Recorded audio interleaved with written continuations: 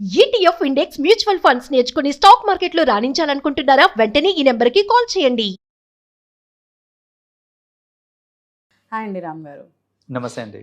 Yeah so రీసెంట్గా ఒక case 2-3 days back మనకు ఒకటి జరిగింది. అదేంటి అంటే ఒక ఆవిడ వాళ్ళ 15 months ఒక బాబుని బస్ స్టాప్లో వదిలేసేసి తను ఎక్స్ట్రా మ్యారిటల్ పెట్టుకున్న ఒక పర్సన్తో లైక్ అదర్ లవర్ తోటి హస్బెండ్ వదిలేసి తన అబ్బాయిని అక్కడ వదిలేసి వెళ్ళిపోయింది. సో దీన్ని బేస్ చేసుకుని నేను అనేది ఏంటి అంటే ఇప్పుడు వాళ్ళ రిలేషన్షిప్ లవ్ చేసిన పర్సన్ షీఈస్ థింకింగ్ నేను లవ్ చేసిన పర్సన్ లేదంటే నేను ఎక్కువ ప్రేమించాను, తను నన్ను కోరుకుంటున్నాను, నేను తన్ని కోరుకుంటున్నాను, వెళ్ళిపోవాలి, ఒక హ్యాపీ లైఫ్ స్టార్ట్ చేయాలి అని అనుకుంటున్నారు. బట్ స్టార్టింగే వాళ్ళు ఏం చేశారు, తన సొంత బిడ్డని వదిలేసి వెళ్ళిపోయింది. And he also said her same thing I guess, అంటే నువ్వు వదిలేసి వస్తేనే నేను వీ కెన్ బీ టుగెదరో ఏదో అని.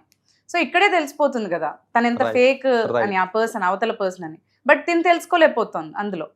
So what I wanted to know is like women ఎలా తెలుసుకోవాలి అసలు యాక్చువల్లీ తన సర్కిల్ ఉంటుంది, ఒక సర్కిల్ అదే నాకు సేఫ్, లేకపోతే ఇద్దరు ఎవరన్నా ఇంటర్ఫియర్ అవుతే out of that circle, so అది ఫేకా అది జెన్యూనా అనేది తెలుసుకుంటే కొంచెం జాగ్రత్త పడవచ్చు కదా. సో ఎలా తెలుసుకోవచ్చు అంటారు అవతల పర్సన్ గురించి? రైట్ అండి. సో ఇప్పుడు జనరల్ గా ఈ మధ్యన రిలేషన్షిప్స్ అనేది బాగా ఎక్కువ అయిపోయినాయి. ఎగ్జాక్ట్లీ.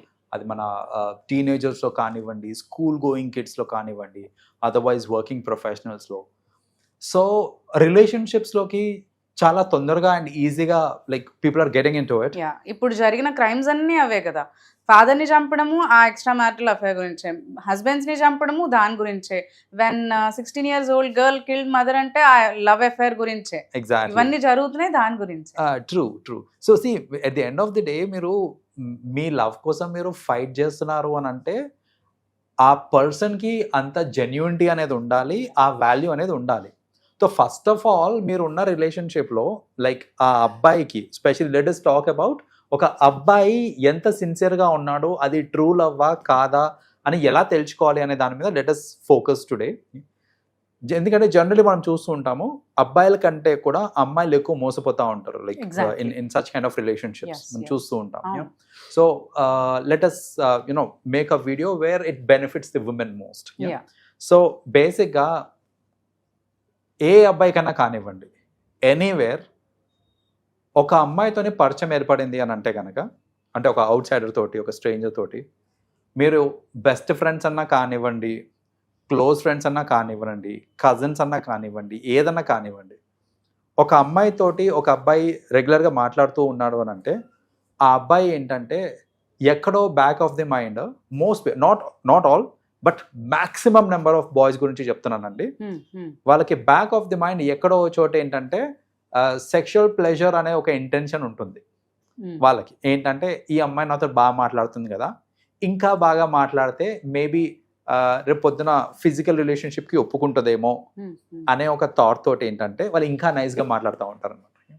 సో జనరలీ ఈ నైస్గా మాట్లాడడం వల్ల ఏంటంటే అమ్మాయిలు దానికి పడిపోయి, అరే ఇంత బాగా తిన్నావా బేటా, ఎట్లున్నావు, జ్వరం వచ్చిందా, అరే టాబ్లెట్ వేసుకునేది ఉండే, ఇట్లాంటివన్నీ. సో ఇలాంటి ఏంటంటే ఈ తీపి మాటలన్నీ మాట్లాడుకుంటూ ఏంటంటే అరే నన్ను ఇంత బాగా చూసుకుంటున్నాడే అనే ఒక ఫీలింగ్ తీసుకొని వచ్చేస్తారు. Right.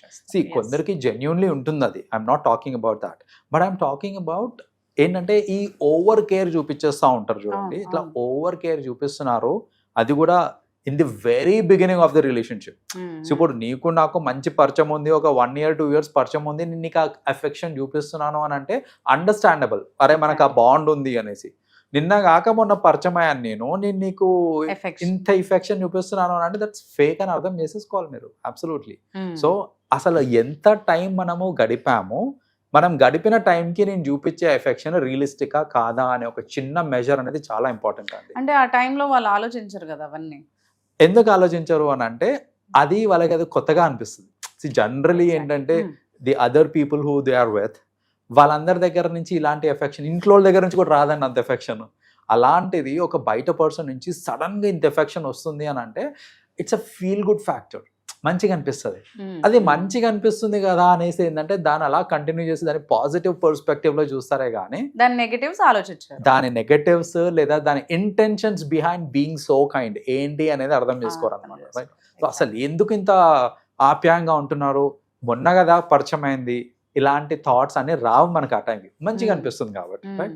So that is one indicator అనమాట. ఏంటంటే పరిచయమైన కొన్ని రోజులకే మరీ నైస్గా ఉండి మరీ ఓవర్ కేరింగ్గా చూపిస్తూ ఉంటే కనుక కొంచెం అది ఇట్స్ అన్ ఇండికేషన్, కాబట్టి మీరు జాగ్రత్తగా ఉండాలి.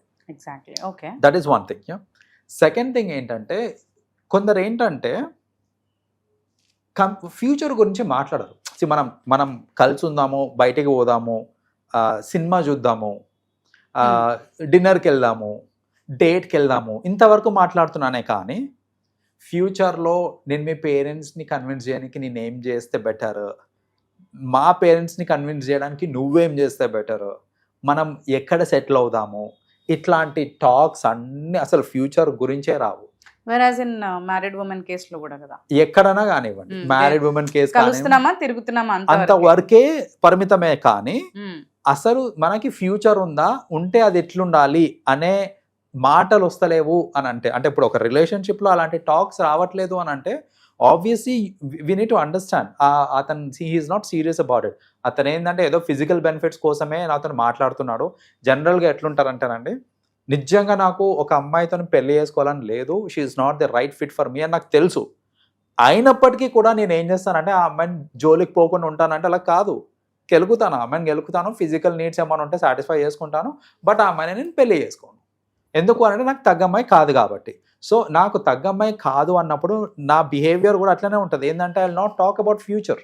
నాకు కరెంట్లీ చల్ సినిమాకి పోదాం, చల్ పార్క్కి పోదాం, ఇంతవరకే నడుస్తుందే తప్ప మన ఫ్యూచర్, మన కిడ్స్, మన పేరెంట్స్, మీ పేరెంట్స్, ఇలాంటి టాక్స్ ఏవి కూడా రావన్నమాట. సో ఫ్యూచర్ గురించి డిస్కస్ చేయనప్పుడు this is the second indication ఏంటంటే అసలు ఫ్యూచర్ గురించే మాట్లాడతలేడు వాడు అని అంటే అర్థం చేసుకోండి that he is not serious about you అనేసి, is just trying to flirt around. But కొన్నిసార్లు ఏంటంటే కొంతమంది ఎక్కడ పడిపోతూ ఉంటారంటే అవసరం ఉన్నప్పుడల్లా కావాలని ఎప్పుడు చెప్పగానే వచ్చేయడము, లేదంటే సీరియస్ ఉన్నప్పుడు కొన్ని కేసెస్ లో అయితే నువ్వు మాట్లాడకపోతే, నువ్వు నిన్ను చూడలేకపోతే లైక్ నా డే గడవదు అని సీరియస్ అయిపోవడము, కొంతమంది అయితే కట్ చేసుకోవడం, ఇలాంటివి చేస్తుంటే దానికి కూడా వాళ్ళు సీరియస్ తీసుకుని గర్ల్స్ అనేది దే టెండ్ టు ఫాల్ అన్నమాట. True. So how should be believe అలాంటి వాళ్ళని ఎలా అవాయిడ్ చేయాలంటారు, అంటే తెలుసుకోవాలంటారు అసలు యాక్చువల్లీ ఒక పర్సన్ నిజంగానే అంత సీరియస్ ఉన్నాడు మీకోసం ఆలోచిస్తున్నాడు అనుకోండి, నరాలు కట్ చేసుకోవడం లాంటివి చేసుకోరండి. నరాలు కట్ చేసుకుంటే నేను పోతే నేను ఎవరు చూసుకునేది అనే థాట్ రావాలి కదా. ఇప్పుడు నిజంగానే నేను నిన్ను లవ్ చేస్తున్నాను అన్నప్పుడు I will think on that perspective. అరే నేను సేఫ్ ఉండాలి, నేను సేఫ్ ఉంటేనే కదా నేను ఆ అమ్మాయిని చూసుకోగలుగుతాను అనే థాట్ ప్రాసెస్ నడుస్తుంటది. అలా కాకుండా నేను కట్ చేసుకుంటాను, నిన్ను చంపేస్తాను, నేను చచ్చిపోతా అంటే అది వర్కౌట్ కాదు. That is very toxic. వాళ్ళు నిజంగానే సీరియస్ అయినా కూడా అలాంటి వాళ్ళకి దూరంగా ఉండడం బెటర్ అండి. ఎందుకంటే ఇప్పుడు చూడండి, ఇప్పుడు మీరు రిలేషన్లో ఉన్నారు అంతే, రేపు పొద్దున మీరు పెళ్లి చేసుకున్నారంటే అది ఒక లీగల్ బైండింగ్ కిందకి వస్తుంది. అది లీగల్ బైండింగ్లో మీరు ఒక పర్సన్ తోటి ఉండి రోజు పొద్దున మీకు ఆ టార్చర్ నేను చేయకోసుకుంటాను, నువ్వు చేయకపోతే ఇది చేసుకున్నా, ఆ టార్చర్ ఎందుకండి? దాని బదులు అట్లాంటి వాళ్ళు ఎవరైనా ఉన్నారు అంటే వాడు నిజంగానే ఎంతనన్నా ప్రేమించనేయండి, try to get out of such relationships. వాళ్ళకి మెంటల్ స్టెబిలిటీ లేదు, వాళ్ళకి మెంటల్ మెచ్యూరిటీ లేదు. నేను కట్ చేసుకుంటాను అన్నాడంటేనే తెలిసిపోతుంది. వాడి లైఫ్కి వాడు వాల్యూ ఇస్తలేడు అంటే మీ లైఫ్కి ఏమి ఇస్తాడు ఇంకా వాడు? ఎగ్జాక్ట్లీ. ఇప్పుడు నా లైఫ్కే నేను వాల్యూ ఇస్తలేను అంటే it's obvious I can't respect anybody else's value life or in such cases. So అలాంటి ఇవి కూడా ఎవరన్నా అలాంటి బిహేవియరల్ ట్రేట్స్ ఉన్నాయనుకోండి, లైక్ ఎక్స్ట్రీమ్ బిహేవియరల్ ట్రేట్స్ కనిపిస్తున్నాయంటే వాళ్ళు నిజంగా లవ్ చేస్తే వాళ్ళతో దూరంగా ఉండమని నేను సజెస్ట్ చేస్తాను నేనైతే. ఎందుకంటే చాలా మంది సఫర్ అవుతూ ఉంటారండి, నేను చూస్తూ ఉంటాను. వాళ్ళు ఏంటంటే పెళ్లి వేసేసుకున్నాం కదా అనే ఒక దీంతో ఇంకేం చేయలేంలే అని ఉంటున్నారే తప్ప నిజంగా వాళ్ళకి ఆప్షన్ ఉంటే కనుక ఎమ్మటే వదిలేసి వెళ్ళిపోతారు. అంత వెక్స్డ్ ఉంటారు చాలా మంది రిలేషన్షిప్స్ లో ఇలాంటి వాళ్ళ వల్ల. సో అందుకనే ముందు జాగ్రత్తగా ఏంటంటే అలాంటి ఏమైనా ట్రేడ్స్ కనిపిస్తున్నాయంటే అలాంటి వాళ్ళని దూరం పెట్టడమే బెటర్ అనమాట. ఇప్పుడు నేను చూడకుండా ఉండలేను అనే ఫీలింగ్ వస్తుందంట, అది నిజంగానే ఉంటుందా వాళ్ళలో? ఆర్ దే యాక్ట్ అట్లా అంటారా? 80% యాక్టింగ్ జరుగుతుంటుందండి.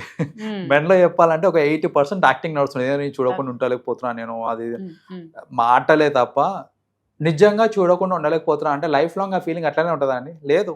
పెళ్లి కాగానే మారిపోతుంది అది.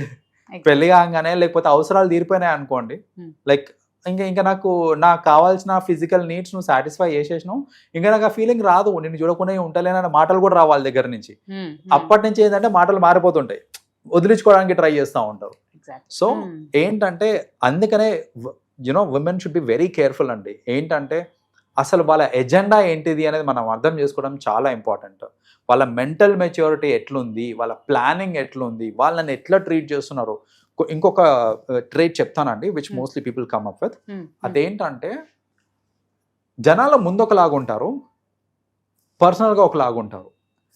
చిన్న చిన్న వేరియేషన్స్ అబ్సల్యూట్లీ అండర్స్టాండబుల్, కానీ టు గ్రేట్ ఎక్స్టెంట్ అది మారిపోతుంటుంది అనమాట. ఎట్లా అంటే ఇప్పుడు పర్సనల్ గా ఉన్నప్పుడు ఏంటంటే నువ్వేనా సర్వస్వం అని చెప్పే రెడీగా ఉంటారు, పబ్లిక్ లో చేయబట్టుకోవడానికి కూడా ఉండరు. సో అంటే ఏంటి, they are trying to maintain some secrecy, right? ఎందుకు సీక్రసీ మెయింటైన్ చేస్తున్నావు అనే క్వశ్చనింగ్ రావాలి అమ్మాయి దగ్గర నుంచి, రైట్? సో ఇప్పుడు నువ్వు పర్సనల్ గా నాతో నువ్వు ఒక్కనివే ఉన్నప్పుడు you are very open, free, అంతా నువ్వే అంటున్నావు, బాగా ఉంటున్నావు, క్లోజ్ గా ఉంటున్నావు. కానీ పబ్లిక్ లో అసలు నేను ఎవరో కూడా తెలియకుండా అట్లా బిహేవియర్ వస్తున్నారు, భయపడుతూ, లేకపోతే బిహేవియర్ అట్లా ఉంది అనుకోండి. ఎందుకంటే they are trying to play safe. రేపు పొద్దున ఈ అమ్మాయి చెప్పింది అనుకోండి, వీడు నా ఎంటబడ్డాడు, నన్ను తిప్పాడు అని అంటే ప్రూఫ్స్ ఉండకూడదు కదా. సో నలుగురికి తెలియకుండా సీక్రసీ మెయింటైన్ చేసుకుంటూ ఏదైనా రిలేషన్షిప్ మెయింటైన్ అవుతుంది అని అంటే దట్ ఫీమేల్ షుడ్ అండర్స్టాండ్ ఎందుకు సీక్రసీ మెయింటైన్ చేస్తున్నాడు, ఎందుకు జనాలకి తెలియనిస్తలేడు అంటే maybe he has got different other intentions అనేసి. సో ఇది కూడా ఒకటి ఇండికేటర్ చెప్పాలంటే. ఇది కూడా ఇప్పుడు మ్యారీడ్ అయిన కపుల్ లో ఇది ఉండదు కదా, అంటే ఇద్దరు సీక్రెసీ మెయింటైన్ చేయాలనే చూస్తారు. మ్యారీడ్ కపుల్ లో ఇది వర్తించదు, బట్ అన్మ్యారీడ్ పీపుల్ లో నేను చెప్తున్నాను, అన్మ్యారీడ్ విమెన్ కి చెప్తున్నాను నేను. ఏంటంటే నిజంగా పెళ్లి చేసుకునే ఇంటెన్షన్ ఉంది అని అంటే ఆబ్వియస్లీ వాళ్ళు సీక్రెసీ మెయింటైన్ చేయకూడదు. Like if they have the intentions, ఇంట్లో కూడా చెప్పుకోవడానికి భయపడదు చెప్పాలంటే. అలాంటిది నేను అసలు పబ్లిక్ మొత్తంలో అసలు స్ట్రేంజర్స్ లెక్క బిహేవియర్ ఇస్తున్నారంటే కనుక దట్ ఈస్ వెన్ అండర్స్టాండ్, మళ్ళీ ఒకసారి ఆలోచించాలి ఏంటి వాళ్ళ ఎజెండా ఏంటిది, మోటివ్ ఏంటిది అనేసి. Whereas in married women why they tend to leave this, అంటే ఇవన్నీ వదిలేసి దారుణాలకు ఎందుకు ఒడిగడుతున్నారు అంటారు, ఏం అర్థం చేసుకోలేకంటారు అసలు యాక్చువల్లీ? దీంట్లో రకరకాల రీజన్స్ ఉన్నాయండి. ఒక రీజన్ ఏంటంటే చిన్నప్పటి నుంచి కన్జర్వేటివ్ ఫ్యామిలీలో పెరిగిన వాళ్ళు ఉంటారు కొందరు, వాళ్ళకి ఏంటంటే పెళ్ళి తర్వాత సడన్గా ఫ్రీడమ్ వచ్చింది అనుకోండి, రైట్? సడన్ ఫ్రీడమ్ వచ్చేసి ఎక్స్పోజర్ కూడా సడన్గా వచ్చేసి కొందరు ఉంటారు. ఎట్లా అంటే చిన్నప్పటి నుంచి గర్ల్స్ స్కూల్లో చదివి, గర్ల్స్ కాలేజ్లో చదివి, డిగ్రీ కూడా విమెన్స్ కాలేజ్లో చేసి, సో అట్లా మొత్తం అంతా ఎక్స్పోజర్ లేకుండా సడన్లీ పెళ్ళైపోయింది. తర్వాత ఆఫ్టర్ డిగ్రీ పెళ్ళైపోయిన తర్వాత నా ఇప్పుడు జాబ్కి వెళ్ళడం వల్లనో లేకపోతే వేర్ ఎవర్ ఇట్ ఈస్ రకరకాల మెన్కి ఎక్స్పోజ్ అవుతా ఉన్నారు, విచ్ వాజ్ నాట్ దేర్ ఇంతకుముందు. సో అలా ఆ సడన్ ఫ్రీడమ్ రావటం వల్ల ఏంటంటే ఎప్పటి నుంచో వాళ్ళకు లేని అంటే ఉన్న రెస్ట్రిక్షన్స్ అన్నీ సడన్గా పోయేసరికి వాళ్ళకి ఇట్లా ఎక్స్ట్రా మ్యారిటల్ ఎఫెక్ట్స్ అంటే ఇంకోళ్ళ మీద ఫీలింగ్స్ రావటం అనేది జరుగుతూ ఉంటుంది. That could be one reason. కట్టుకున్న భర్త ఇష్టం లేకుండా పెళ్లి చేసుకోవడం అనేది ఇంకొక రీజన్. మోస్ట్లీ చూస్తుంటాం అరేంజ్ మ్యారేజ్ సెటప్స్లో ఏంటంటే ఆమెకు యాక్చువల్గా ఎవరో లవర్ ఉంటారు, ఇంట్లో పెళ్ళికి ఒప్పుకోలేదు. ఎందుకు అని అంటే అది క్యాస్ట్ రీజన్ అవ్వచ్చు, ఫ్యామిలీ స్టేటస్ అవ్వచ్చు, రకరకాల రీజన్స్ వల్ల పెళ్లి కాలేదు లవర్ తోటి.